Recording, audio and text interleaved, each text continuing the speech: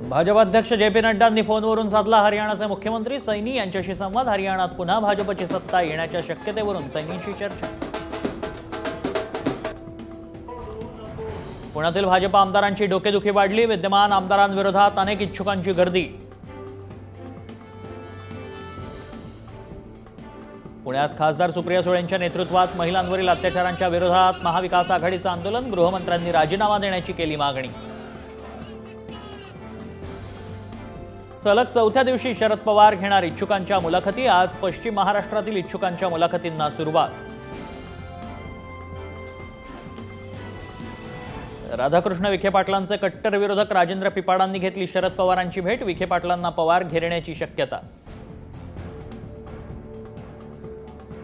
श्रीरामपूरचे माजी आमदार भानुदास मुरकुटेंवर लैंगिक अत्याचाराचा गुन्हा दाखल। मुरकुटे पोलिसांच्या ताब्यात।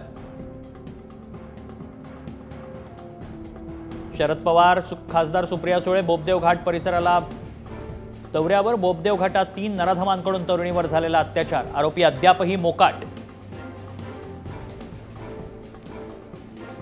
वांद्रे पश्चिम मधून प्रिया दत्त यांना उमेदवारी मिळाल्यास स्वागत। संजय राऊतांचं सूचक विधान। आशिष शेलार विरुद्ध प्रिया दत्त असा सामना रंगण्याची दाट शक्यता। जालन्यात रब्बी हंगामातील पीक विमा देण्याच्या मागणीसाठी स्वाभिमानी शेतकरी संघटना आक्रमक। विमा कंपनी कार्यालयात स्वाभिमानीचे मुक्काम ठोक आंदोलन।